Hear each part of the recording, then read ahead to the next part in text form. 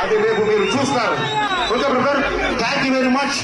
అందరూ సేఫ్ గా ఇంటికి వెళ్ళండి, ఎవరు తోసుకోవద్దు.